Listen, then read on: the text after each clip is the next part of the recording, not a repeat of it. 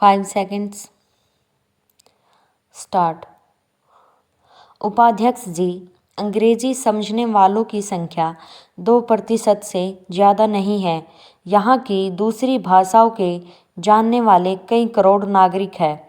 उसमें से अगर इस 2% को काट दिया जाए तो शेष लोगों की जानकारी बढ़ाने के लिए तथा ज्ञातव्य देने के लिए आवश्यकता इस बात की है कि हमें अपना सारा काम अपनी भाषाओं के माध्यम से करें और अंग्रेजी से केवल अनुवाद मात्र हुआ करे।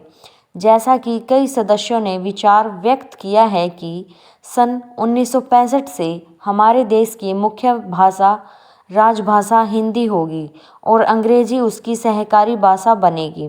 मैं चाहता हूं कि अभी से ऐसे कदम उठाए जाए कि देश भर में हिंदी के माध्यम के द्वारा यह कार्य सुचारू रूप से चलने लगे।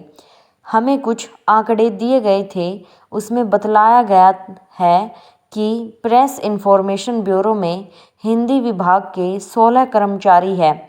मैं मंत्री महोदय को बतलाना चाहता हूं कि 16 वर्ष पूर्व भी इतने ही कर्मचारी थे। इसमें कोई प्रगति नहीं हुई है। उर्दू विभाग में 4 सूचनाधिकारी हैं और हिंदी में केवल 1, जबकि अंग्रेजी में 15-20 सूचनाधिकारी मुकर्रर हैं। जबकि हिंदी का इतना बड़ा काम हमारे देश में हो रहा है, हर काम हिंदी माध्यम से हो रहे हैं। अध्यक्ष महोदय, मैं तो आपको बधाई दूंगा कि आपकी लोकसभा में हिंदी के काम में बहुत उन्नति हो रही है और अगले स्तर से हिंदी और अंग्रेजी दोनों में आप साथ साथ अनुवाद दिलाया करेंगे। अगर इस काम में सूचना मंत्रालय पिछड़ा बना रहे अपनी भाषा संबंधी नीति के संबंध में, तो यह बड़ा असंतोषजनक, आश्चर्यजनक तथा दुखदायी होगा।